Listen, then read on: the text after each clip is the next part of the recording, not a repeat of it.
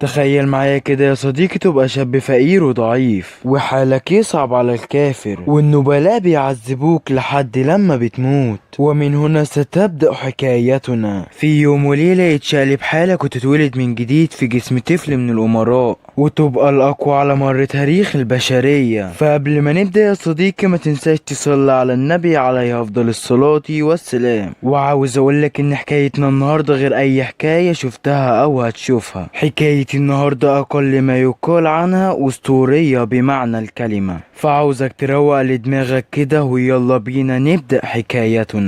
وفي الوقت ده بنشوف بطل حكايتنا وهو بيخرج آخر أنفاسه، والنبلاء بيعذبوه وعمالين بيلعبوا بيه حرفيا، وأكن حياته لعبة في أيديهم. وقبل لما بيموت بيقول أنا ليه ما اتولدتش بقوة سحرية زيهم كده، ما كانش في إيدي أي حاجة أعملها علشان أبقى زيهم، وخلاص بطلنا بيفارق الحياة. ومن هنا تبدأ حكايتنا. وفي اللحظة دي بيفتح عينه وبيلاقي حواليه خدامات كتير وهو مش فاهم أي حاجة، وبيرفع ايده وبينطلق سحر قوي جدا منها، وبوم بيدمر برج القصر بالكامل. اوبا، وهكذا ولد بطلنا من جديد، لكن المرة دي مش واحد عادي، لا ده بيكون الامير السابع ماتيو، ودي الحياة اللي كان طول عمره بيتمناها. وبنعرف اول ما اتولد ماتيو قعد يقرا في كتب السحر، وكمان اطلق سحر قوي جدا، وده كله هو لسه مولود. ودي طبعا اكبر صدمة لكل المملكة. وهنا ماتيو هرب من الخدم وراح على مكتبة القصر، واللي فيها اسرار كبيرة جدا عن السحر. وبنعرف ان ماتيو مهووس جدا بدراسة السحر. وفي اللحظة دي بتيجي واحدة، ودي بتكون معلمته سيلفا، واللي تعتبر من اقوى المقاتلين في المملكة بالكامل. وبيتدرب ماتيو على المبارزة، وماتيو بيكون مواكبها بالعافية. ودي طبعا اكبر مفاجأة، لان ماتيو لسه طفل ومواكب اقوى فارسة في العالم. وفي اللحظة دي ماتيو بيستخدم السحر وبيطول سلاحه وبيعزز من قوة جسده،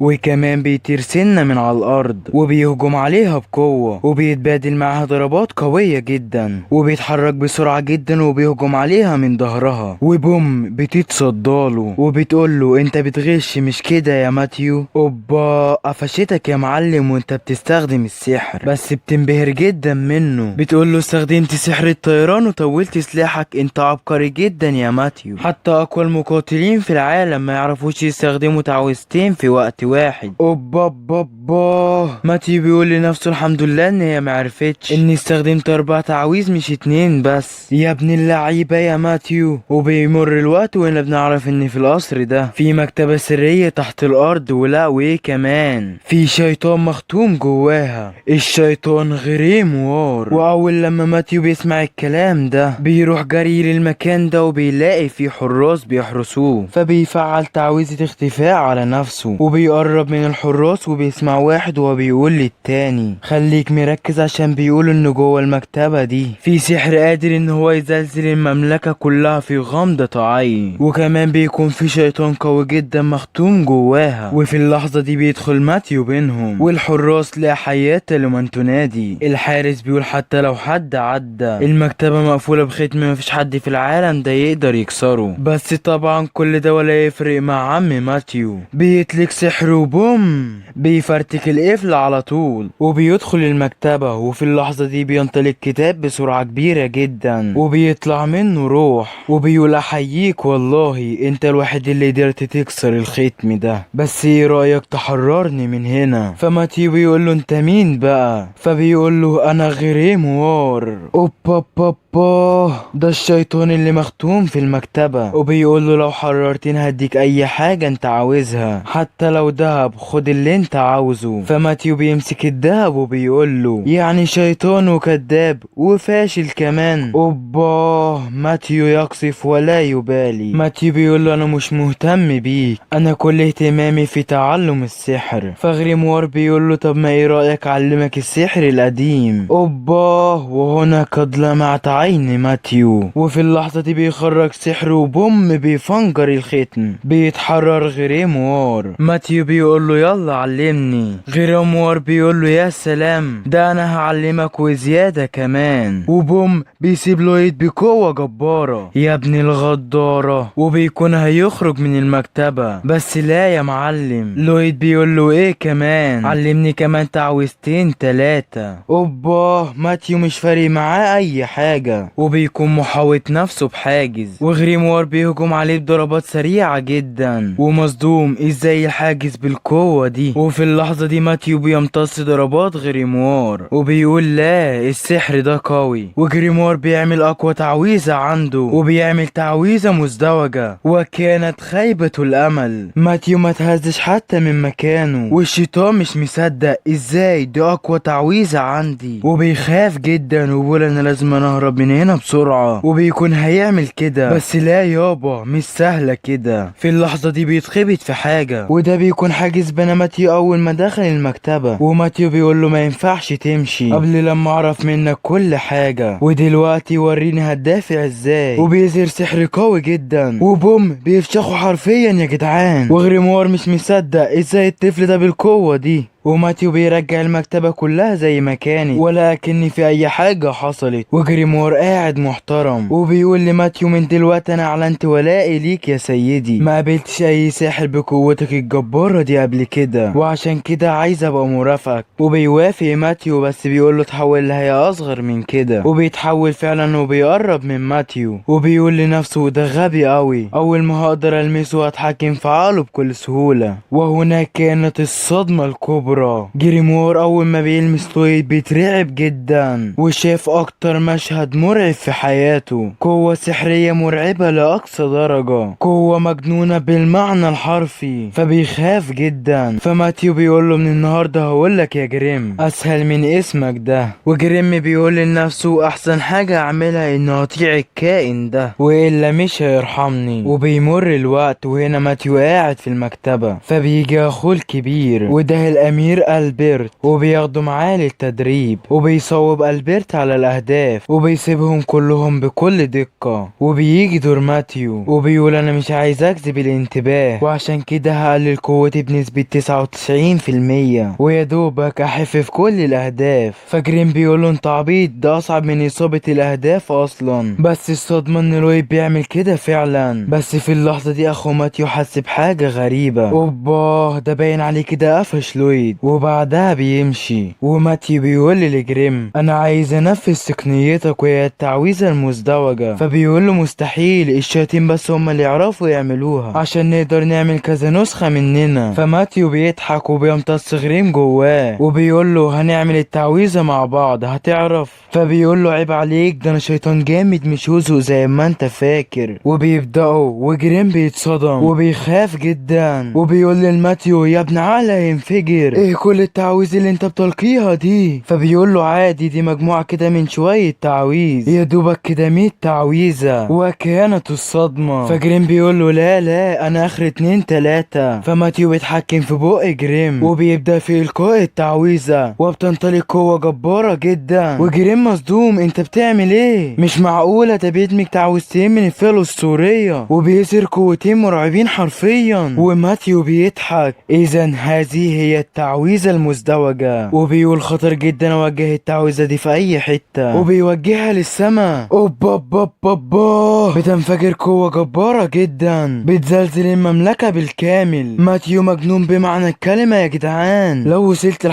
وعلى جانب اخر بيقول احدى الوزراء لألبرت انت ليه مهتم باخوك لويد كده؟ فبيقول له لويد عبقري من اول ما اتولد، وكمان حاجة الاهداف اللي حفها دي هو كان قصده يعمل كده، وانا عارف اخويا كويس واحتمال كبير في المستقبل يبقى احسن واقوى ساحر في العالم. فالوزير بيقول له لا مستحيل، وبيبص للشباك وبيقول هي الدنيا ليلت بدري ولا ايه؟ لا يا معلم، ده من رعب وقوة لويد عمل فجوة في السما ويدمر المكان كله، وجرين بيكون مرعوب مش مستوعب اللي بيحصل. حق والله انا كمان مش مصدق. وبعد يوم بينتشر ظهور فجوة كبيرة جدا في السماء، وكل ده ولويد لسه بيجرب قوته. شكلنا كده يا صديقي هنشوف اقوى عظمة قدام. وفي اللحظة دي لويد بيشوف خبر بيقول ان في احدى مغامرين اكتشفوا ديماس. فلويد بيقول صحيح انا عايز اروح ديماس، انا ما روحتهوش قبل كده. فجريم بيقول له انت تخرج بره القصر ازاي؟ بس لويد بيستخدم تعويذة وبيعمل نسخة منه طبق الاصل، وبيقول بس كل ده مش كفاية، وبيدمج روح جريم في الجسم الجديد وبيخلي جسمه مدموج جواه زي ما هو علشان يعرف يتواصل معاه. وفعلا لويد بيخرج بره القصر، وفي الوقت ده لويد بيشوف وحوش بتجري ورا بنت، وبوم بتهجم بسرعة كبيرة على اول واحد وبتروح على التاني والتالت وبتقضي عليهم. بس بيظهر واحد من وراها، لكن هي بتظهر مهارة قوية وبوم بتفرتكه في لمح البصر. ولويد بيكون بيراقبها ومصدوم من قوتها وعينه على التقنية اللي هي بتستخدمها دي. وبيقول لويد باحتمال كبير هي بتستخدم اسلوب الكي، والاسلوب ده بيحوله في تنفسهم لقوة سحرية جبارة جدا. وفي تلك اللحظة البت بتحس بوجود حد بيراقبها وبتقول له اخرج انا شايفاك، وبيكون رايح يهرب لكن هي بتتحرك بسرعة كبيرة جدا ناحيته. لويد بيغير شكله وبيقول لها انا اسمي روبرت، وبيكون لويد دمج شكله مع شكل اخوه البرت ويطلع الشخصية دي. والبنت بتنبهر من جماله وبتقول له انا مغامرة وبمارس الفنون القتالية واسمه هو تاو. فلويد بيقول لها ايه رايك نروح ديماس مع بعض؟ فبتوافق وبتوديه فعلا، وبيدخلوا تاو بيكون عمال تخلص على الوحوش اللي بتقابلهم وبيقعدوا يستريحوا شوية. ولويد بيطلب منها ان هي تعلمه اسلوب الكي اللي هي بتستخدمه، فبتوافق ان هي تعلمه. وفي اللحظة دي لويد بيحاول يستخدم اسلوب الكي وهي قاعدة بتتكلم وبتقول له انه تعلم الكي صعب ومحتاج تدريب كتير، وبتبص له. وهنا كانت الصدمة، لويد طول ما هي كانت بتتكلم كان عمال بينفذ اسلوب الكي، وايوه بيعرف يستخدم اسلوب الكي وبيحس بقوة جبارة جدا وبيقول ايوه هي دي. بس في اللحظة دي بيحس بألم جامد جدا في صدره، وده بيكون بسبب ان هو مش متعود عليه. وتاو مصدومة من سرعة تعلمه وبتقول له فلو كنت عايز تتعلم للدرجة دي فلازم تواظب على التنفس ده طول الدماس. وفعلا بيبدأ وبيمر الوقت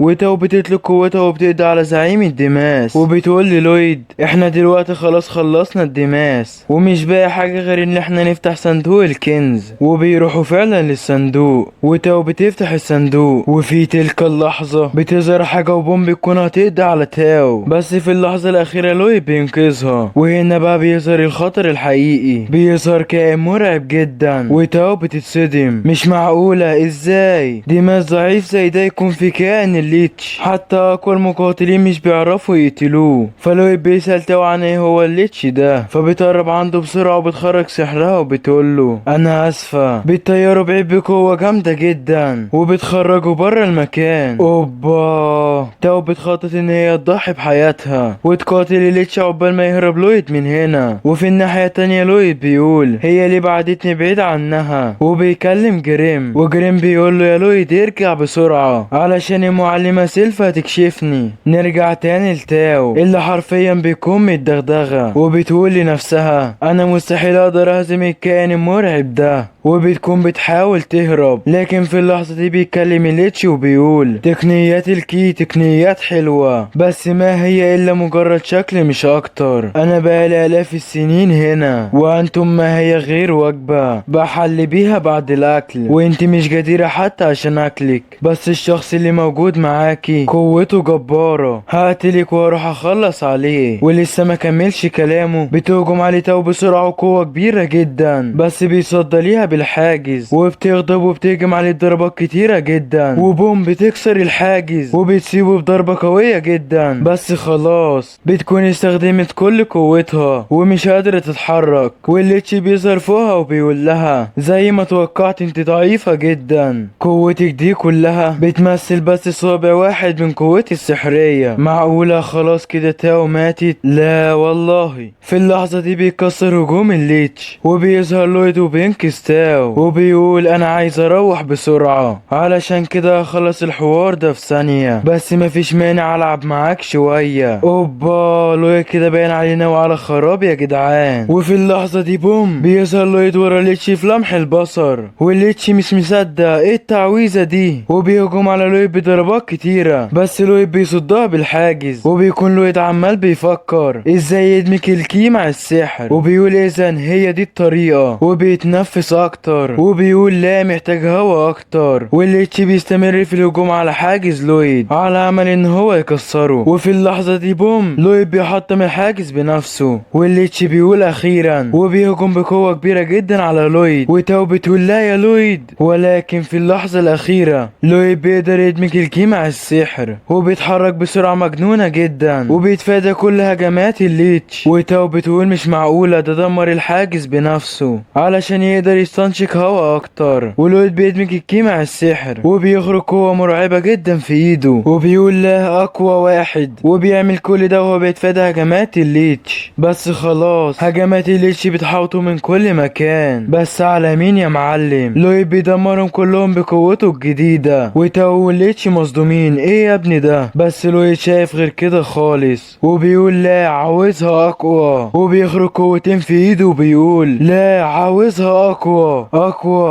اقوى اكتر، وبيهجم بضربات كتيرة جدا وبيدمر كل هجمات الليتش. وبيضحك وبيقول يلا كمل لسه عندي كتير اجربه. والليتش مصدوم مش مصدق ازاي تقنيات الكي تقدر تسد سحري، لا دي اقوى من سحري كمان. واللويد بيخرج سحر جبار جدا وبيقول هي دي، والليتش بيحاوط نفسه باقوى حاجز عنده، ولكن فات الاوان. لويد بيفلقه نصين حرفيا. يا فخامتك وجمدانك يا ابني، عظمة على عظمة والله. وتاو مش مستوعبة ايه كل القوة الجامدة دي. وبعدها بيفتحوا الصندوق وبيكون فيه سكينة سحرية، فتاو بتقوله مش قوية. تلاقي الافتتان بتاعها مش مميز قوي، والافتتان ده هو اسلوب سحري بيستخدموه بعض السحرة على الاسلحة علشان يضيفوا لها قدرات خاصة. وفي اللحظة دي بتكون الارض بتبلع الصندوق. فلويد بيقول ايه اللي بيحصل؟ فتاو بتقوله ده اللي بيحصل لما بتكتشف ديماس، الارض بتبلع الصندوق والديماس بيتدمر. فلويد بيقول ايوه يعني الصندوق ده مركز الديماس، وبيحاول يشده من الارض. وتاو خايفة جدا وبتقول له يلا يا ابني نهرب بسرعة. ولويد بياخد الصندوق وبيخرجوا من الديماس قبل ما يقع فوق دماغهم. وفي الوقت ده لويد بيقول لتاو صحيح انا عايز اروح بسرعة، وبيودع تاو وبيطير بسرعة كبيرة جدا. وتاو بتقول يا دي المصيبة معرفتش هقابله تاني ازاي. وهنا لويد وصل للقصر وبيدخل اوضته وبيلاقي جريمي مرمي في الارض، وبتكون المعلمة سيلفا كانت بتدربه ودغدغته على الاخر. ولويد بيخرج السكينة اللي خدها من الديماس وبيعمل عليها تجارب وبيحطها في مية سخنة وبيستخدم سحر الكشف. وفجأة بيظهر عليها رموز سحرية، وده بيكون سحر الافتتان اللي معمول عليها. ولويد بيخرج منها جوهر المانا، وده المكون الرئيسي اللي بيتعمل بيه الافتتان. وبيقول بس بالكمية القليلة دي مش هقدر اجرب الافتتان اكتر من مرة، وعلشان كده بيخرج سحره وبيحلل اجزاء المانا وعرف هو بيتصنع من ايه. ولحسن الحظ لويد جاب معاه النواة الا وهي صندوق الكنز. وبعدها لويد بيجهز كل المكونات وبيصنعها فعلا. وبعدها بيروح لألبير وبيطلب منه اسلحة كتير عشان يجرب عليها سحر الافتتان. والبرت بيخلي الحراس تديله اسلحتهم، وفعلا بيعملوا كده وبيكونوا زعلانين جدا. وواحد بيعيط وبيقول انا لسه شريك جديد وعليه اقساط والله، معقولة في امل ان هو ما يتدمرش. فواحد تاني بيقول له ده في الحلم الافتتان اصعب سحر في الوجود، ونادرا جدا ان في حد يقدر يستخدمه. لا وايه كمان ده طفل عنده 10 سنين هو اللي هيجرب على الاسلحة بتاعتنا، فيعوض عليك ربنا بقى. وبعدها لوي بياخد السيوف وبيبدأ في افتتان اول سيف. وجريم مش مستوعب ايه الولا المجنون ده بيحط طبقتين لا 3 لا اكتر، وبوم السيف بيتدمر. ما هو اكيد مش هيستحمل كل ده وبيجرب في اللي بعده، يا هناه يا سعده. وبعد محاولات كتير بينجح فعلا، وبتمر الايام واخيرا لوي بيخلص السيوف وبيروح ويوريهم لألبير. وكانت الصدمة من بين 120 سيف 50 منها نجح، وده بقى رقم اعجازي مفيش حد في العالم قدر يعمل كده. ولويد بيقول لنفسه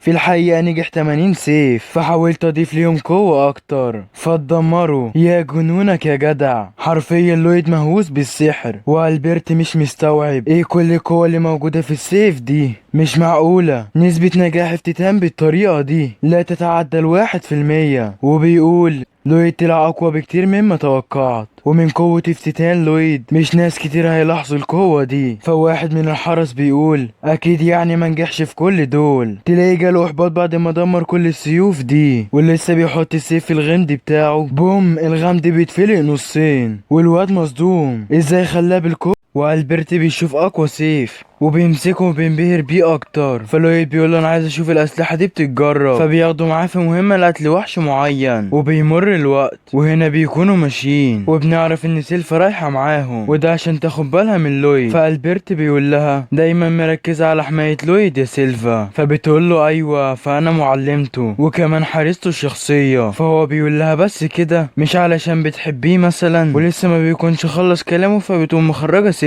فبيترعب جدا وفي اللحظة دي وحوش بتهجم عليهم وبيكون له يتحس بوجودهم من الأول وده بسبب تقنية الكي. وبيقول باستخدام تقنية الكي بقيت قادر أكشف المكان بالكامل والجنود بتهجم على الوحوش وبوم بيفرتكوهم في لمح البصر وبيتصدموا من قوة سيوفهم اللي بقت جامدة جدا. والبرت بيقول للجنود كل ده بسبب قوة أخويا لويد، بس بيكون متبقي وحش وبيهجم بسرعة على لويد. بس في اللحظة الأخيرة بوم بتظهر تو بتقضي عليه وبتكون حاسة تو بوجود لوبرت هنا وده اللي هو لويد يا صاحبي. بس ما بتلاقوهوش طبعا لان لويد مش متنكر دلوقتي. وبتروح عند لويد وبتقول له انت شبه روبرت جدا بس انت لسه طفل. وفي اللحظة دي بتظهر سيلفا وراها وبتقول لها شكرا ليكي بس ما تقربيش للويد. وبيكون الاتنين مش طايقين بعض بس البرت بيخش في النص وبيهديهم وبيدعي تاو ان هي تيجي معاهم وبتوافق. وبيمر الوقت وهنا كل الجنود بينصبوا خيامهم والبرت بيشكر تاو على مساعدتهم في القضاء على الوحوش وبيقول لها انا البرت الامير التاني. فبتتصدم وبتقول البرت ده شبه لوبرت بس مش هو. وبعدها سيلفا وتاو بيتخانقوا على لويد ولويد قاعد مع البرت بيتفرجوا عليهم. وفي الوقت ده لويد بيحس بحاجة جاية وبوم بيظهر ذئب عملاق جدا وهو ده الوحش اللي البرت كان عايز يقتله. والجنود بيهجموا على الوحش لكن مش قادرين عليه. وفي اللحظة دي تاو بتسيبه بضربة قوية وبتجيبه الارض. وبعدها بيتحرك البرت وبيستخدم سيفه وبيخرج سحره وبوم بيطلع سحر جبار جدا وبيفرتك الذئب في لمح البصر وبيكون مصدوم من قوة مرعبة لسيفه بعد ما لويد عمل عليه الافتتان. وفي وسط ما كله فرحان بالانتصار جريمبي بيقول للويد خلي بالك انا افتكرت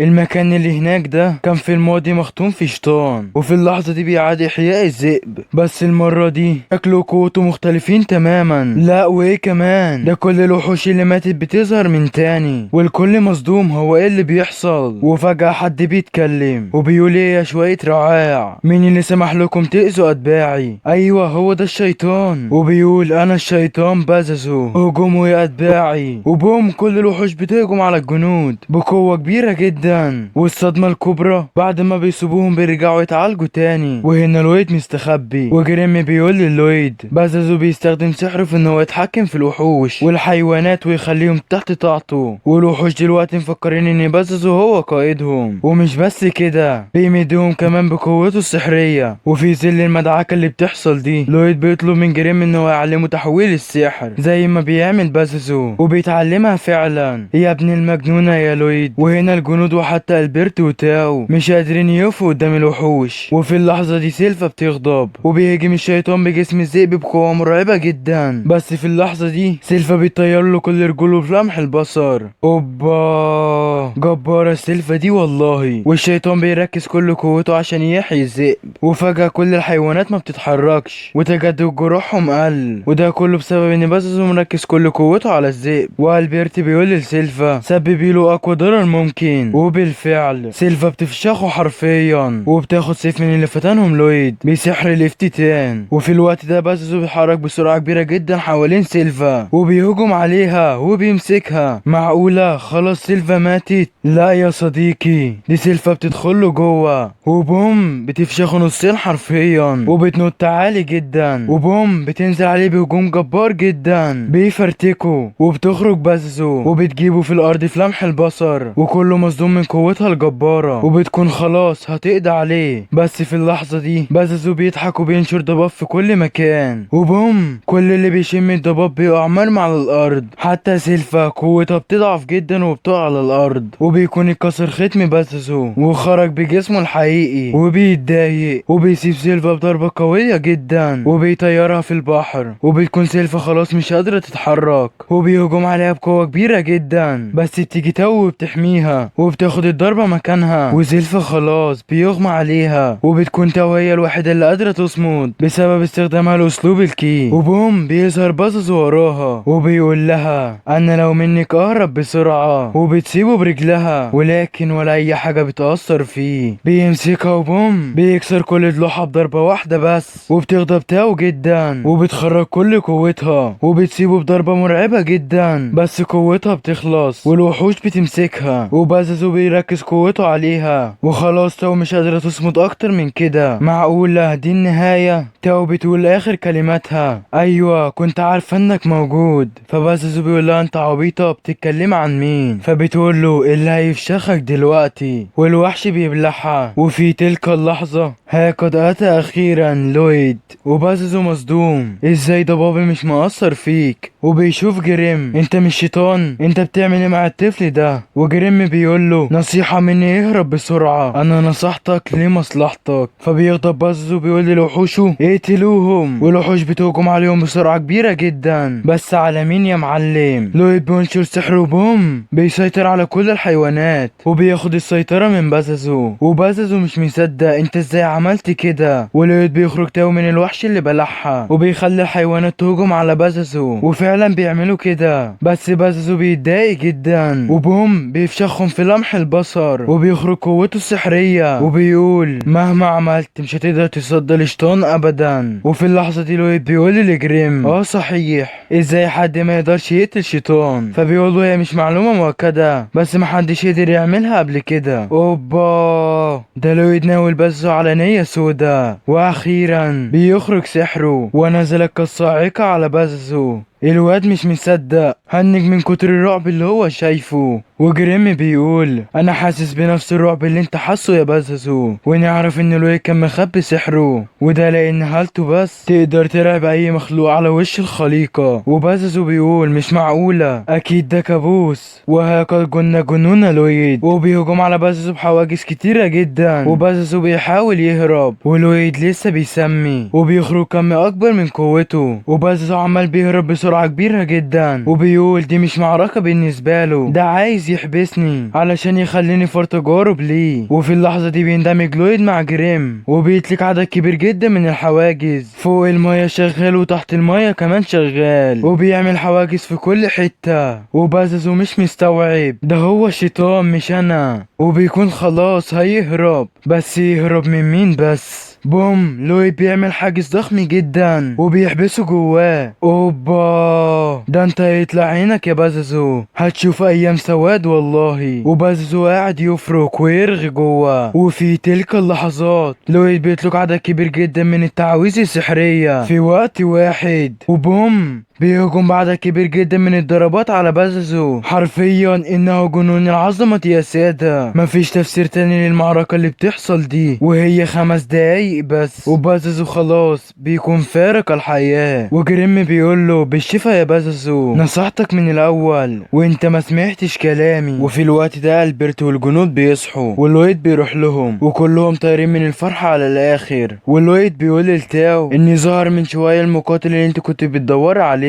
فبتجري زي الهبلة تدور عليه. وبيمر الوقت وبيرجعوا للمملكة وبيروحوا للملك ابو لويد والبرت وبيكرم البرت على الانتصار الساحق اللي هو عمله ده. فالبرت بيقول له احنا فوزنا بس عشان لويد كان معانا، انا بطلب منك يا ملك انك تحط لويد على منافسة على العرش. والكل مصدوم ازاي طفل صغير يترشح للخلافة. والملك بيقول للالبرت معنى كده ان هيكون لك منافس جديد يا البرت. فبيقول له عادي، فمش معنى ان انا بدعمه يعني كده هخليه يفوز عليا. فبيقف الملك وبيقول للويد قول لي قرارك، هتنضم للمنافسة وتنافس على العرش في جانب اخواتك؟ وطبعا لويد بيصدمهم كلهم وبيرفض، وده لانه مش فارق معاه اي حاجة من دي، كل اللي عايزه هو قوة سحرية بس، مهووس بالسحر على الاخر. وبيمر الوقت وبنعرف ان لويد خد معاه واحد من الحيوانات اللي كانوا في المعركة، وده بيكون كلب اليف وهيربيه معاه في القصر. وبتيجي سيلفا وبتقول للويد سميته ايه بقى؟ فبيقول لها شيرو، وبيسألها وبيقول لها انا عايز اعلمه حاجات كتير بس ما تعرفيش ازاي اتواصل معاه. فبتقول له ده من اختصاص مروض الحيوانات. وهنا البرت والملك واقفين وبيتفرجوا على لويد، والبرت بيقول للملك لويد موهبة وعبقري جدا. فبيقول له متشوق جدا اشوف مستقبله. وبعدها لويد بيحاول يعلم الكلب شوية حركات بس اخره يتعلم شوية حركات بسيطة. وبيقول لويد مش عارف ازاي يعلمه يعمل حركات صعبة. فسيلفا بتقول له الواحد اللي هيبقى عارف الكلام ده هو خبير حيوانات. وبتقول له انا عارفة حد هيقدر يعلمك. وبيروحوا لحديقتها، ودي بتكون اخت لويد الاميرة السادسة اليزي، واكبر من لويد ب3 سنين. ولويد بيقول لجريم زي ما انت شايف كده هي بتحب الحيوانات جدا. وفي الوقت ده بتيجي اليزي وبترحب بلويد، ولويد بيقول لها استدعي حد من وحوشك كده. فبتقول له انا استدعيته اصلا. وفجأة بيظهر وراهم في غمضة عين وبتقول لهم ده ليرو. ولويد مصدوم، انا ما قدرتش احس بيه ابدا، بس الصدمة الاكبر هي ازاي استدعيته من غير ما تقول اي كلمة. دي خليته ياخد طوق سيلفا ومحدش خد باله. فلويد بيفكر وبيقول لنفسه يعني خليته يعمل كل ده من غير اي كلمة، وكأنها اصدرت شوية اوامر معقدة بمجرد التفكير بس. وبيتحمس وبيقول انا عايز اعرف انت ازاي عملت كده. وبيقول لها اليزي علميني انت عملت كده ازاي. فبتقول له معنى انها مش سهله بس انا هقولك المفتاح الرئيسي في التحكم في الحيوانات والوحوش هو الحب. وبتقول له زي كده بالظبط. وفجأة كل الحيوانات بيحوطوها ولويد مصدوم هي ازاي بتعمل كده. والخادمة بتقول ما تحاولش يا امير لويد، الاميرة ليزي معجزة محدش يقدر يعمل زيها. وفي تلك اللحظة ادرك لويد حاجة، واخيرا بيعرف هي عملت كده ازاي. انا كنت بلقي الاوامر على شيرو بس هي ما بتعملش كده، كل اللي هي بتعمله انها بتشارك رغباتها معاهم. واول ما بدأت تعمل كده انطلقت طاقة سحرية من راسها مباشرة ناحية الحيوانات، وهي قادرة تعمل كل ده من غير وعي، وده لانها بتحب الحيوانات. وبيحاول لويد يعمل كده وبوم بينجح فعلا وبيتحكم في كلبه، والكل اتصدم مش معقولة ده قدر يعمل كده فعلا. وبعدها بيخلص لويد وبيمشي هو وسيلفا. وفي الوقت ده بيجي البرت وبيقول للويد انا عايز اتكلم معاك في موضوع مهم يا لويد. وبيوريه الشخص وده بيكون اخوه الكبير الامير الرابع ديان، وبيروحوا مع بعض لمكان صناعة السيوف. وديان بيقول للويد سمعت انك قدرت تفتن سيف البرت. فبيقول له ايوه قدرت اعمل كده. وديان بيقول له بس انا مش مصدق ده، فوريني حالا قدرت تعمل ده ازاي. وبنعرف ان ديان حداد علشان كده هو مهتم بسحر الافتتان. ولويد بيبدأ فعلا، وديان بيقول لنفسه الافتتان مهارة متقدمة جدا، وكمان بيقول ان هو قدر يستخدم الافتتان على سيف اسطوري زي سيف البرت. ده مستحيل، ده حتى اقوى السحرة المتخصصين في سحر الافتتان ما يقدروش يعملوا كده. ولسه ما كملش كلامه لويد بيكون خلص، وكانت الصدمة الواد مصدوم ومش مصدق ازاي طفل عنده 10 سنين قدر يعمل كده. وبيشتاله وبيقول له بمساعدتك يا لويد انا هقدر احقق حلمي السيف الاعظم. وهو ده بيكون حلمه ان هو يصنع اقوى سيف في العالم. وبمهارتي في الحدادة وعبقريتك في الافتتان هنقدر نعمل كده. واحد اهدافه برضو ان هو يصنع سيوف قادرة على اطلاق السحر، وده هيكون فايدة كبيرة جدا للناس اللي السحر بتاعهم قليل. والفكرة بتعجب لويد جدا، واول سيف عايزين يعملوه سيف قادر يطلق سحر النار. فلويد بيقول له يبقى ادمج تعويذة كرة النار فيه. فبيقول له مستحيل، تعويذة جامدة زي دي تقدر تعملها. فبيقول له مالكش دعوة انا هقدر. وبيعمل الافتتان فعلا، ولسه هيحطه على الحديد بوم بيتكسر. ولويد بيقعد وبيقعد يحاول كتير، لكن كل المحاولات باءت بالفشل. وبيفكر لويد وبيقول مع ان حاولت بكل الطرق فازاي كلها فشلت. وفي اللحظة دي جريم بيشوف حاجة وبيقول للويد عليها، وبيقول له جوهر المانا اللي احنا بنستخدمه مغشوش. اوبا، هي دي ثغرة السبب في فشل كل محاولات لويد، وبيكون لازم يروح يكتشف ديماس علشان يقتل الوحوش وياخد جوهر الدماس من هناك. وفي الوقت ده سيلفا بتقول له ايوه هنروح انا وانت يا لويد. وبعدها بيروح لنقابة المغامرين وبيروحوا يسجلوا هناك علشان يبقوا مغامرين ويقدروا يروحوا الرحلات لاكتشاف الدماس. وواحدة بتقول للويد لازم تحط ايدك على البلورة دي علشان تقيس مدى قوتك وكمان تحدد رتبتك. ولويد بيقول انا لو لمستها دلوقتي هتتدمر وكله هيكتشف قوتي. وبيركز لويد جدا وبيقلل سحره باكتر قدر ممكن، ومع ذلك بتكون قوته من الرتبة ايه. وبيقول لنفسه مع اني قللت قوته ل1%. اوبا، مع كل اللي بيعمله ده وطلع من اقوى رتبة. وفي الوقت ده بيكون في مجموعة مغامرين بيقولوا اكيد البلورة خرفت، مستحيل طفل زي ده يكون من الرتبة ايه، وبيقعدوا يتريقوا عليه. فالبنت بتقول لا انا متأكدة الطفل ده اسطورة بمعنى الكلمة، حتى ان هو تخطى المقاتلة الاسطورية الفضية. فبيقولوا مستحيل، ده كلام فارغ.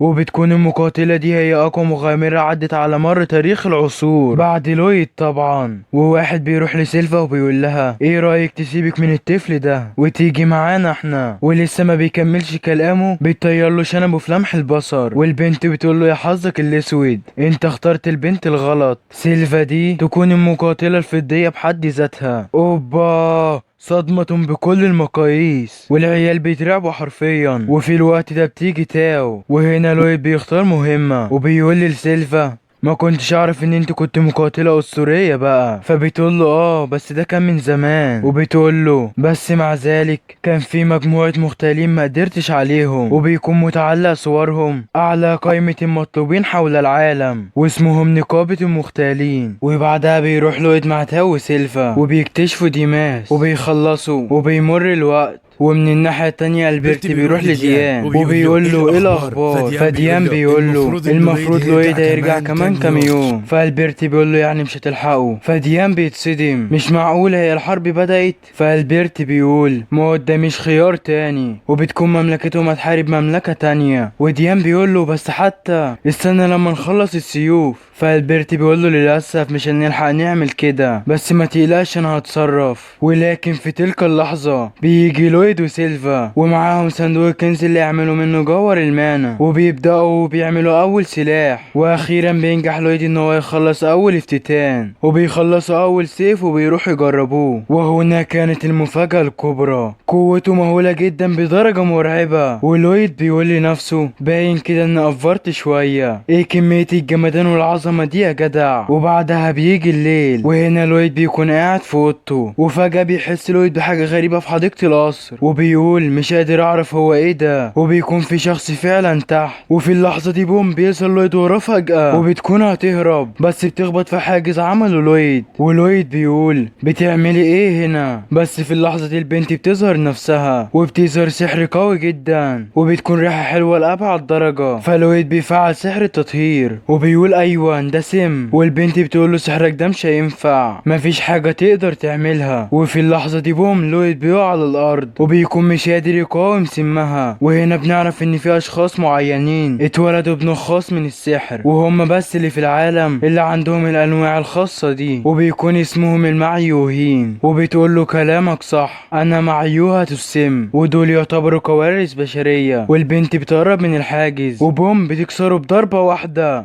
اوبا، دي البنت قوية جدا. وبتقول له ما تقلقش، انت تلقيت شوية صغيرين من السم، مش هتموت بس هتعاني شوية. وبتمشي. وبعدها بيقوم لويد وبيكون كان بيمثل ان هو مش قادر يقاتلها علشان كان يعرف مكان مخبأهم. اوبا يا ابن اللعيبة يا لويد. بس جريم بيقول له انت قصدك على مين. فبيقول له قصدي على نقابة المغتالين، الجماعة اللي ما قدرتش سيلفا عليهم. دي هتولع يا جدعان. ولويد بيتحمس جدا عشان يعرف سحر كل واحد منهم، وبيروح لويد وراها. ومن الناحية التانية البنت بترجع مكان نقابتها، وبنعرف ان اسمها رين، وبتقول لواحد على كل اللي حصل، وبيقول لها طب ما قتلتيش الواد اللي انت قابلتيه ده ليه؟ فبتقول له ده طفل مش مستاهله يعني. وفي اللحظة دي واحدة بقى منهم بتقول طب خدوا بالكم بقى علشان احنا متراقبين. وبيكون لويد كان بيراقبهم وبيظهر نفسه، وواحد بيتصدم بيقول مش معقولة ده الامير السابع. ولويد بيروح لهم وبيشيل الحاجز من عليه، وبيقول يلا وريني قوتكم يا ابن المجنونة، ده عايز يختبر السحر بتاعهم اللي مفيش حد يقدر يقف قصاده. واول واحد بيهجم عليه من ظهره بسرعة، وفجأة بيختفي وبيهجم عليه ضربات كتيرة جدا، بس لويد بيتصدى ليه بسرعة. وبيكون الشخص اللي بيواجهه عنده مرونة مش طبيعية، وكأن جسمه عبارة عن مطاط، وبيهجم على لويد بسرعة وبيلف حوالين ايده، بس لويد بيفلت منه في اللحظة الأخيرة. والواد بيعرف عن نفسه أنا معيوه الالتواء. فلويد بيتصدم من كمية مرونته المرعبة، مستحيل حد يقدر يعمل كده بالسحر. وفي اللحظة دي بوم بيظهر واحد وراه وبيقول كلمة، ولويد بيترزع في الأرض، وكأن الأرض بتشده بكل قوة، وبيكون ده معيوه الكلمات. وفي الوقت ده واحد بيهجم على لويد بقوة، بس بيتفاداه في اللحظة الأخيرة، وأول ما بيلمسه بيتحول بعنكبوت قوي جدا، وبيكون ده معيوه الشبكة جاليليا. بس مع ذلك لويد بيفلت منه بس بصعوبة. بس في اللحظة دي واحدة بتهجم عليه بسرعة كبيرة، وبوم بتصيب نفسها، وكانت الصدمة الكبرى. لويد بيتصاب هو كمان بنفس الجرح وفي نفس المكان، وبتقول له أنا معيوهة الألم تاليا، وقوتها هي الأكثر رعبا، وإن هي بتشارك الألم مع أي شخص. ولويد مش قادر يعمل حاجة قدامهم، وتاليا بتقول إيه رأيك سببنا لك رعب مش كده؟ بس في اللحظة دي لويد بيعالج نفسه، والكل بيتصدم، وبيقول دلوقتي هيبدأ العرض الحقيقي. وبيظهر سحره وبيقول يا ترى هيحصل ايه لو سبتك؟ هل الضرر هينعكس عليا؟ يلا بينا نشوف. وبيهجم عليهم بسرعة مرعبة جدا، وكلهم بيخافوا ايه الهالة المرعبة دي. وبابلون بيقول انا كنت على طول اسمع ان الامير ده عبقري جدا، بس ما تخيلتش ان هو بالرعب ده. وفي اللحظة دي لويد بيسيبه بضربة وبيلزقه في الارض، واتنين بيحاوطوا لويد وبيهجموا عليه بقوة. بس على مين يا معلم؟ لويد في لمح البصر بيفشخ الاول، وفي لمح البصر بيظهر ورا التاني، وبيقول له وريني بقى هتعمل ايه. وبيهجم عليه بضربة قوية جدا وبيسيبه، وبيكون لسه هيقول لعنة تانية بوم لويد بيفرتكه حرفيا. ولويد بيقول اللي بعده يا هناه يا سعده، وبيروح للبنت وبوم بيسيبها بضربة قوية جدا. بس في اللحظة دي العملاق بتاع الشبكة بيمسكه، بس بيفلت منه وبيظهر تقنية الكي، وبوم بيجيبوا الارض في غمضة عين. وبيروح للأخيرة وهي رين معيوهة السم، وبتترعب جدا وبتقع على الارض، وبيكون خايفة من الرعب اللي جاي ناحيتها ده. والبنت خلاص فقدت الامل، وبتقول الواد ده مجنون حرفيا. ولويد بيقول لها يلا وريني سمك تاني. بس في اللحظة دي بيوصل جاليليا وبيقول له لا رين ما بتقدرش تتحكم في السم بتاعها، يعني لو اطلقت سمها دلوقتي كلنا هنموت. فلويد بيقول له صحيح، انتوا ليه كلكم حسيتكم مش قادرين تسيطروا على السحر بتاعكم؟ فبيقول له ده امر طبيعي، لو كنا بنقدر نتحكم في قوتنا ما كانش هيبقى ده حالنا، ولا هنكون هربانين من قوات العالم. وبيهجم بسرعه على لويد، بس بيختفي في لمح البصر وبيظهر وراه، وبوم بيسيبه بسحر قوي جدا على ظهره. فبتغضب رين جدا وبتهجم بكل قوتها على لويد، بس على مين يا معلم؟ بيتصدى ليها بالحاجز وبتنشر سمها. وفي اللحظه دي جاليليا بيقول لا يا رين سحر تحت السيطره. اوبا،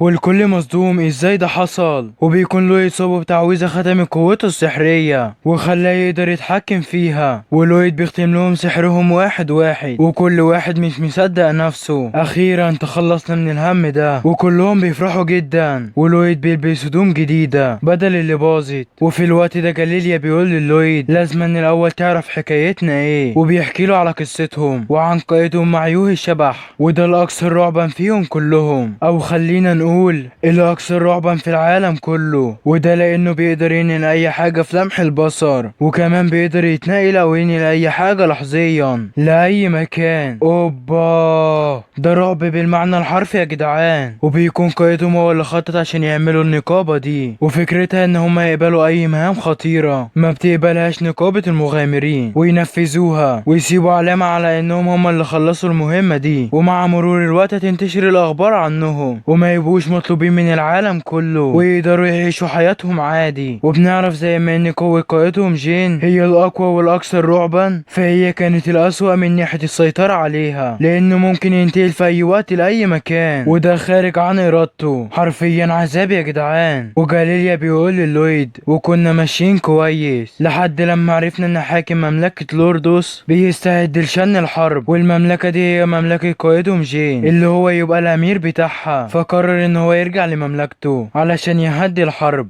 وكمان يمنعها، ولحد دلوقتي ما قدرش يرجع. وفي تلك اللحظة لويد بيشوف حاجة وبيكون ده سحر الانتقال الآني، وبتظهر رسالة وبيكون عليها شعار نقابة المغتالين. وبيمر الوقت وفي اللحظة دي بوم سيلفا بتقتحم مقر المغتالين وما بتلاقيش اي حد. صدمة بكل المقاييس. وبتلاقي رسالة من لويد وبتوديها لألبرت وبيكون مكتوب فيها انا رايح مع نقابة المغتالين لقصر حاكم لوردوس. اوبا ده ايه اللي بيحصل يا جدعان؟ والبرت بيقول مستحيل، معقول نقابة المغتالين متعاونين معاهم مع مملكة لوردوس وخطفوا لوردوس عشان يجبرونا على الانسحاب. فديان بيهدى البرت وبيقول له لا اهدى كده، دي حرب ولازم تركز. وكمان اشك ان في حد يقدر يخطف لويد. بس في اللحظة دي سيلفا بتولي الالبرت هدوم لويد المتقطعة وبيثور غضبا وبيقول لازم نحارب. اوبا دي الدنيا ولعت على الاخر يا جدعان. ومن الناحية التانية لويد بيكون واخد نقابة المغتالين بسرعة كبيرة جدا ورايح لمكان مملكة اوردوست. هو ايه اللي بيحصل بالظبط يا جدعان؟ وهنا بنعرف ان الرسالة كانت مبعوثة من قائدهم جيد وبيقول لهم فيها ان هو اسقط حكم مدينة لوردوست ومنعهم من ان هم يشنوا الحرب، ودلوقتي هو حاكمها وبيدعوهم للقصر بتاعه وهم بيفرحوا جدا. وريم بتطلب من لويد ان هو يجي معاهم، فلويد بيقول لها الرسالة دي انتقلت آنيا وبدقة كبيرة لهنا، وانتوا قلتوا ان جيت ما بيقدرش يتحكم في قوته. اوبا ده يقصد ان جيت قادر يتحكم في سحره وكان بيخدعهم طول الفترة دي. بس ريم بتقول لهم لا اكيد في الفترة دي قدر يتحكم في سحره. فلويد بيقول لها بس في الحالة دي مش هيكون لي اي لازمة ان اجي معاكم، بس انا هاجي عشان مهتم بسحر الانتقال الآني. فريم بتقول له بس احتمال يكون فخ. فبيقول لها في ايه؟ مش انتوا كنت لسه واثقة فيه حالا؟ فبتقول له انا واثقة فيه بس برضه، ولسه ما كملتش كلامها ولويد بيقول ما تقلقيش ايا كان اللي هيحصل انا هتصرف. وبكده راح لويد معاهم وبيقفوا في مكان قريب من المملكة علشان يستريحوا. وفي الوقت ده بابلون بيقول للويد ان رين وهي صغيرة سمها انتشر وقتلت امها وابوها وده سبب لها اكتئاب حاد جدا لحد دلوقتي مأثر عليها. وبنعرف ان قائدهم جيد هو اللي جمعهم مع بعض وساعدهم كلهم انهم يعيشوا بعيد عن المجتمع اللي بيستحقرهم. وبنعرف كمان ان جيد قال لهم ان هو رايح لعيلته عشان يمنعهم من شن الحرب، ودلوقتي المفروض عمل كده. وبيمر الوقت ولويد بينام، فريم بتقول لهم لازم نسيب لويد يستريح عقبال ما نروح ونشوف القصر احنا الاول. وبتقول انا مش عايز اشكك في جيد بس احتمال يكونوا اجبروه على ده. فجاليليا بيقول لها عندك حق لازم نروح ونتحقق بنفسنا احنا الاول. وبيسيبوا لويد وجريم بيروح معاهم وبيروحوا للقصر وده بيكون اسوأ قرار خدوه في حياتهم. وبيوصلوا وبيشوفوا حفل كبير جدا جوه وكمان مفيش حراس في المكان وبيكونوا اطمنوا للمكان. فريم بتقول تعالوا نرجع ونجيب لويد معانا علشان اعرفه على جيد. بس في اللحظة دي بيشوفهم واحد وبيقول لهم انتوا نقابة المغتالين؟ فبيقولوا له ايوه. فبياخدهم معاه وبيرحبوا بيهم وجاليليا بيسأل عن جيد فبيقول له ان هو هيجي دلوقتي. وفي الوقت ده بيجي جيد فعلا وكلهم مصدومين من الفرحة وجيد بيستخدم سحره وبيغير هدومه في لمح البصر. فجاليليا بيقول له مش معقولة انت قدرت تتحكم في قوتك؟ فبيقول له ايوه بس محتاج شوية تدريب مش اكتر. وريم بتقرب من جيد وبتكون هتعترف له بحبها بس في اللحظة دي بيقول مش مهتم لكل ده. وفجأة كل الناس بتتحول لشياطين وكمان جيد هيئته بتتغير وبيقول انحنوا وبوم بتنطلق قوة جبارة جدا وبيركعوا على الارض. مستحيل ده سحر كرو، لا ده اقوى بكتير. هو ايه اللي بيحصل هنا؟ وجيد بيقول انتوا اغبياء جدا كان هدفي اجمعكم هنا. فريم بتقول له ليه بتعمل كده يا جيد؟ فبيقول لها عشان تكونوا هياكل كويسة للشياطين. صدمة بكل المقاييس. وفي اللحظة دي بوم جريمي بيطلق سحر جبار على جيد وبيزعق وبيقول اهربوا اهربوا كلكم. جيد ده يكون ولسه ما بيكونش كمل كلامه بوم جيد بيظهر وراه وبيسيبه بضربة قوية وبيطيره بعيد جدا وبيقول مجرد شيطان ضعيف يتجرأ يهجم عليا. وفي الوقت ده جريمي بيروح للويد ولويد بيصحى وجريمي بيعيط وبيقول نقابة المختالين وقعوا في الفخ مستحيل يقدروا ينفذوا منه. هو في ايه يا جدعان بالظبط؟ ولويد مش فاهم اي حاجة بس فهم حاجة واحدة بس وان هما في موقف صعب جدا. وهنا رينو والباقي مش فاهمين ايه اللي بيحصل وواحد بيقولهم انتوا اغبياء جدا يا بشر انتوا وبيكون كل دول شياطين. وجيد بيقول دول شياطين حررتهم من العالم السفلي وانا هدفي من الاول اسيطر على الجسم ده وانا دلوقتي هسيطر على جسمكم زيه بالظبط. وانا اسمي جيراسومي كارثة العالم السفلي واستوليت على جسمه. اوبا صدمة بمعنى كل الكلمة. يعجز اللسان على وصف كمية الرعب والمعجزة اللي هم فيها دلوقتي. سحره بالرعب ده ومع كارثة الشياطين كيراسومي ده الكائن الأكثر رعبا في العالم. وجيراسومي بيقول لهم جيك كان بيحبكم جدا وكل اللي كان بيقوله ما تأذيش صحابي ما تأذيهمش بس أنا هعمل عكس كده. وبيظهر فجأة جنب رين وبوم بيسيبها بضربة قوية في وشها وبيقول لها أجسامكم دي هي أحسن وأقل لينا كشياطين وزي ما عملت في جيد هعمل فيكم دلوقتي. وخلاص كلهم فقدوا الامل في الحياة. معقولة خلاص دي النهاية؟ بس لا يا صديقي مش عايزك تستعجل كده. في اللحظة دي بيظهر سحر لويد وبيحاوط القصر بالكامل وبوم بيطلق قوة مرعبة جدا قوة بتدمر اي حاجة تقابلها قوة جبارة بمعنى الكلمة والشياطين كلهم بيختفوا في لمح البصر. وهكذا وصل اخيرا بطلنا المرعب لويد ولويد بيعالج نقابة المختالين وبيقول لهم اهربوا علشان هو بيستهدفكم وسيبوا الباقي عليا. وبيجروا فعلا. جيسارمي ده وحش مش هنقدر عليه لازم نسيب الامير لويد يتعامل معاه بنفسه. وفي اللحظة دي بيظهر جيسارمي وبيقول للشياطين الباقيين روحوا بسرعة امسكوا نقابة المختالين وبيروحوا بسرعة وراهم لكن مش بالسهولة دي. لويد بيقول انتوا فاكرينها سايبة ولا ايه؟ وبوم بيهجم عليهم بضربات مرعبة جدا من كل اتجاه. وفي اللحظة دي بيهجم جيسارمي على لويد بسحر الكلام وبيقول الموت ولويد بيفعل الحاجز وكانت الصدمة الكبرى. الهجوم بيخترق الحاجز بس في اللحظة الأخيرة لويد بيتفادى الهجوم وبيجي في واحد من الشياطين وبيموت.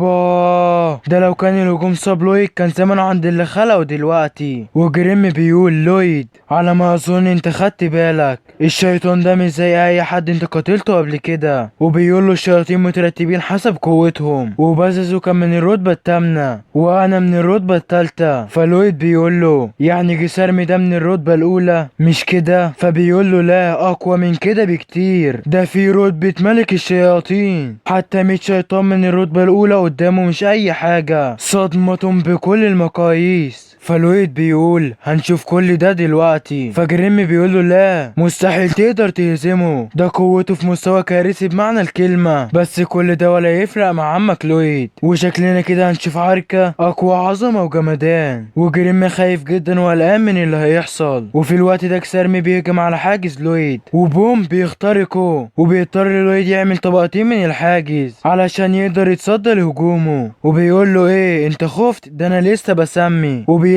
رمح كتيرة جدا وبيهجم على لويد ولويد بيتفادى كل هجماته بسرعة كبيرة بس لسه عمال بيهجم بقوة اكبر ولويد بيهرب منهم. بس في اللحظة دي بيظهر فوق لويد في لمح البصر وبوم بيسيبه بضربة قوية جدا وبيوجه رماحه من الناحية التانية. اوبا ده لويد يسنى في النص بس في اللحظة الاخيرة بيخرج سحره وبيتصدى للرماح بصعوبة. وفي اللحظة دي جيسارمي بيظهر رماح عملاقة وكتير جدا وبيقول له ورينا هتعمل ايه بقى يا امير لويد. وفي تلك اللحظة بوم بينقل الرمح لحظيا وبيخترق جسم لويد وبيكمل عليه وبيسيبه بضربات كتيرة جدا. مش معقولة يا جدعان لويد خلاص كده مات؟ لا والله ده كل ده كانت نسخة من لويد. وفجأة بيظهر لويد قدامه ومعاه سيف وبيهجم عليه بس جيسارمي بيتفاداه في اللحظة الأخيرة. ولويد بيقول له من دلوقتي هتبدأ العركة الحقيقية. ومن الناحية التانية الشياطين بيحاربوا نقابة المختالين وجاليليا جاليليا بيحاول يمنعهم لكن قوتهم بتزيد وبيكونوا هيهربوا، بس في اللحظة دي تاليا بتستخدم سحرها وبتسيب نفسها وبتعكس الألم على الشياطين كلهم وبتكون هتضحي بنفسها عشان تنقذهم. بس جاليليا بيقف جنبها وبيقول لها انا هقاتل معاكي، وتاليا بتقول خلاص دي النهاية وبتكون هتقتل نفسها وتموت الشياطين معاها. وكمان جاليليا يصاب بنفس الضرر ويموت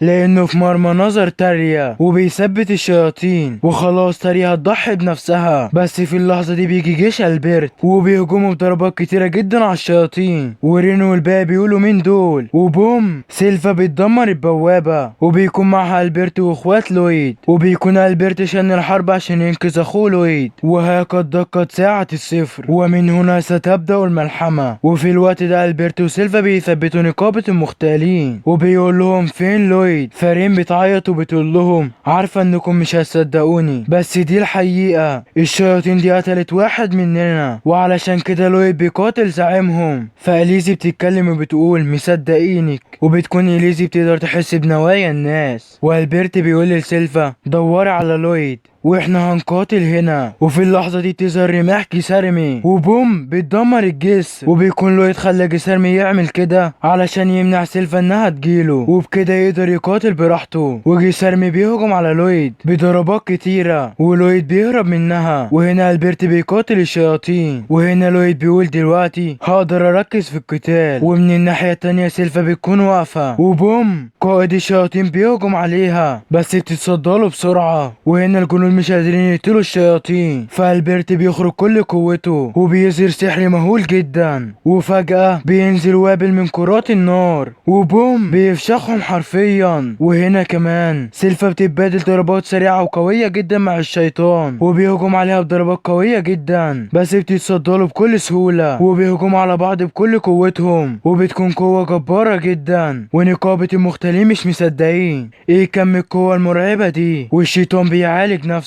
وبنعرف ان مفيش طريقة ان انسان يقتل شيطان الا انه يقضي عليه بضربة واحدة، والشيطان بيهجم عليها بقوة جبارة بس في اللحظة الاخيرة بتتفاداه وبتستخدم نفس مهارته وبوم وبتهجم عليه وبيتصدم وبيتصدى ليها بصعوبة جدا. وفي اللحظة دي سيلفا بتقول للشيطان هوريك القوة الحقيقية، وبتخرج سيف جبار جدا وبتقول امير لويد اخيرا جه الوقت اللي هستخدم فيه السيف ده. والشيطان بيخاف جدا من الهالة المرعبة الخارجة من السيف، وبنعرف ان سيلفا ما كانتش قادرة تخرج كل قوتها لان لما بتعمل كده السيف بيتكسر، وعلشان كده لما لويد خد باله عمل لها سيف مخصوص عنده القدرة ان هو يتحمل قوتها لا وكمان هيزودها جدا، وبيكون هو السيف ده وكمان معمول خصيصا لقتل الشياطين واسمه هلاك الشيطان. وفي الوقت ده سيلفا بتاخد وضعية الهجوم وبتقول وداعا، ولسه الشيطان بيضحك وهيهجم عليها وبوم بتظهر جنبه في لمح البصر وبتفرتكه في غمضة عين. يا فخامتك وحلاوتك يا سيلفا. وهنا بنعرف قبل ما جيد يموت بيقول لجيسارمي هتموت، وبعدها بيخرج اخر انفاسه وجيسارمي بيستولى على جسده وبيقول يا ترى جيد كان قصده على مين اللي هيقدر يواجهني. نرجع تاني لمعركتنا ولويد بيفكر ازاي يصد لجيسارمي وبيقول عندي 3 مشاكل، والاولى الرماح دي اللي قوتها كبيرة جدا وكمان سريعة بشكل مرعب، وكمان كلامه الملعون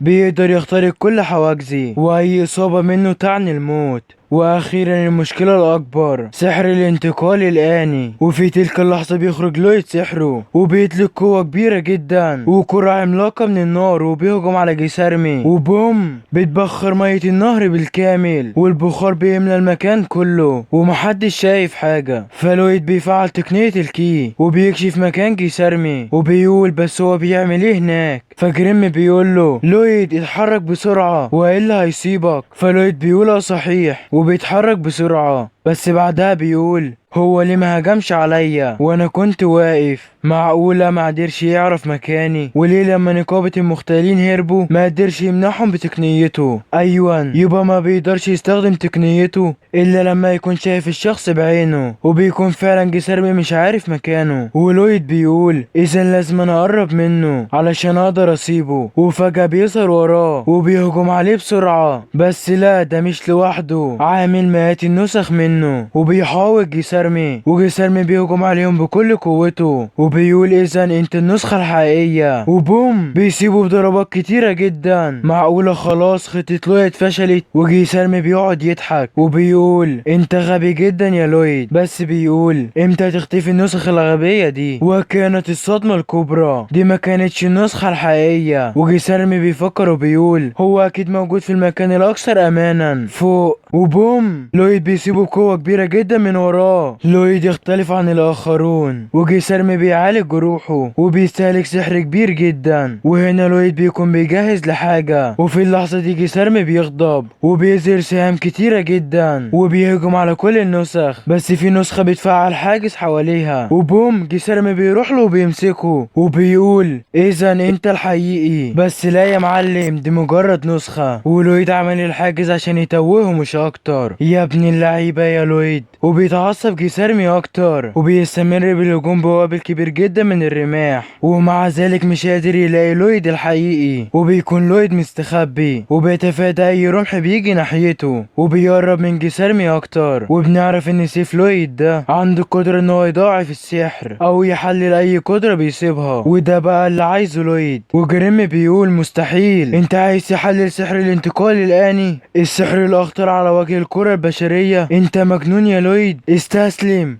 استسلم واهرب، مستحيل الوحش ده يموت. بس لا ده لويد. وجريم بيقول لويد هو الوحيد اللي هيقدر على جيسارمي لأنه هو الأقوى في العالم. وفي تلك اللحظة لويد بيحلل سحر الانتقال الآني وبيدخل في العقل الباطن لجيسارمي، وأوبا بيشوف الشفرة الكاملة لسحر الانتقال الآني وبيقول دلوقتي فهمت. وفجأة بيخفي كل النسخ وبيظهر قدام جيسارمي. وجريم بيقول في ايه بتعمل ايه يا لويد؟ وجيسارمي بيضحك وبيقول اخيرا ادركت ان انت مش هتعرف تهزمني. فلويد بيقول له لا، دلوقتي هتعرف مين اللي مستحيل يهزم التاني. وبيظهر قدام جيسارمي بسرعة مرعبة وبوم بيسيبه في بطنه بضربة مرعبة جدا، وبيكون بيستخدم اسلوب الكي. بس الصدمة الكبرى ان لويد هجم على جيسارمي في المكان اللي هو انتقل ليه.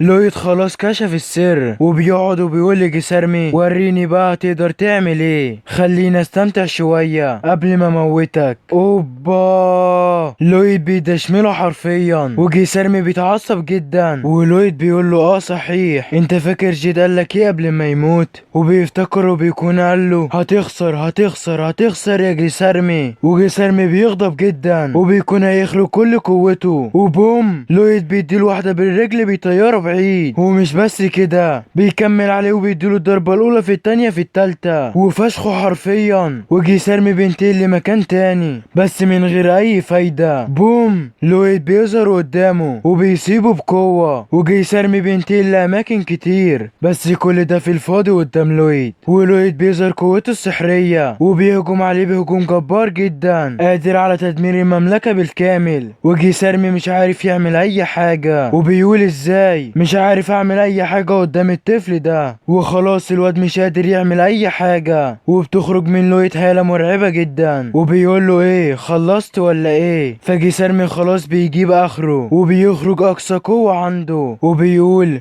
الفرق الأكبر ما بين الشياطين والبشر هو إننا عندنا قوة سحرية ما بتخلص. وبيظهر سحر جبار جدا وبيكون هيدمر المملكة بالكامل. تفتكر يا صديقي إن ده ينفع قدام الأسطورة لويد؟ لا والله. وفي لمح البصر لويد بيرفع إيده وبوم بيختفي كل سحر جيسارمي. أوبا صدمة نزلت على جيسارمي كالصاعقة، مش مصدق ازاي ده اقوى سحر تدميري في العالم. فلويد بيقول ايوه ما انا عارف، ما انا بقدر اعمله برضو بس اقوى شويتين. وجريمي كمان مصدوم ومش مصدق جبروت لويد. وفي اللحظة دي بيظهر جيسارمي ورا لويد وبيمسكه.